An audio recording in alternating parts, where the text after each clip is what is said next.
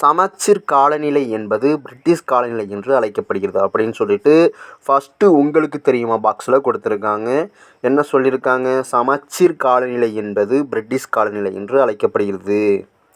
2வது பாயிண்டாக என்ன கொடுத்துருக்காங்க அப்படின்னா, இக்காலநிலை அதிக வெப்பமுடையதாகவோ குளிருடையதாகவோ இருக்காது.